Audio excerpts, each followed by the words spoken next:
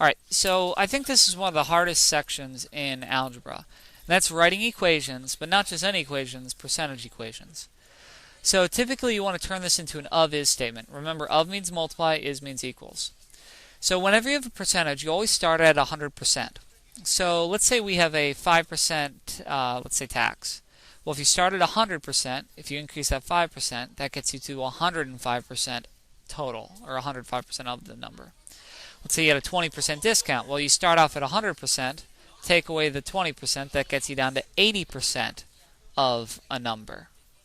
All right. Again, always start it at 100%. And after that, you pretty much just, once you write the equation, you do as normal. So in this problem, let's go through and we're going to identify the key math words.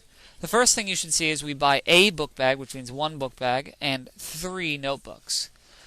Each notebook was $1.29, so you circle the $1.29, and that's before tax. Then we have an additional 6% tax, and our final bill was $20.90. All right. So now we take the information and we want to turn it into some sort of-is statement because this is a percentage-based problem.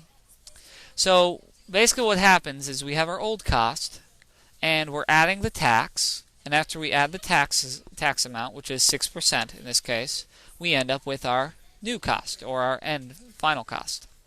So the of-is statement would be like this. Well, our tax amount is going to be 106% of the number, because again, it's 6% above 100, because it's a tax. So 106% of the old amount is the new amount. All right. Now, once we have our phrase, we can make an equation. So 106%, you have to write as a decimal, because we always write percents as decimals in equations. So we say 1.06, of means multiply, of the old cost. Well, the old cost was 3 notebooks and 1 book bag.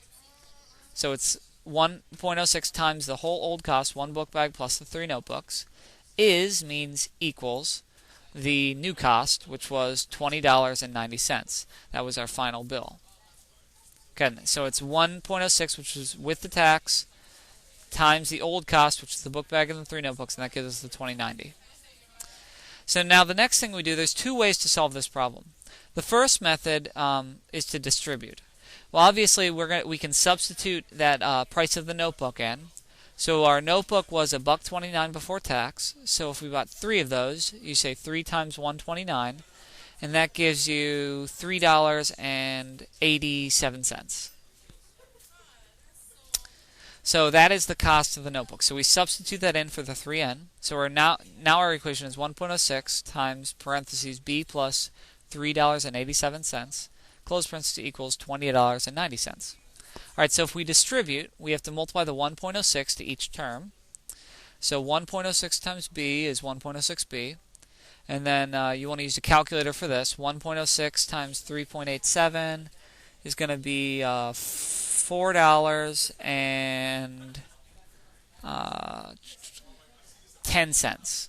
Okay, and that's rounded off. Remember, always round to the nearest penny in equations. We set that equal to the 20.90. Now we got to move the terms, so we're going to move that $4.10 over to the other side.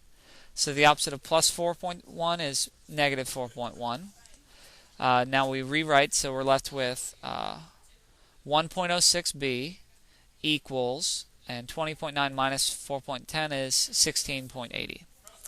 Alright, so now we get rid of the 1.06, so the opposite of times 1.06 is divide by 1.06. This is basically, we are now removing the tax amount.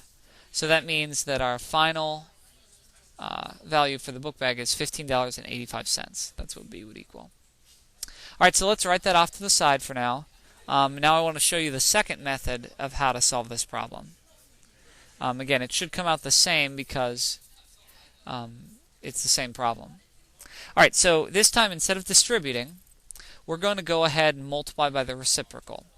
So let's restart what we did before. So we plug in the $1.29 for the price of the notebook.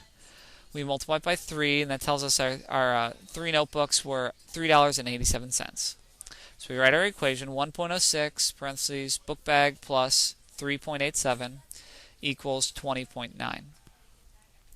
Now in this case, I want you to look at it a little differently. Rather than distribute, Notice that this is like one whole term, 1.06 times that whole quantity.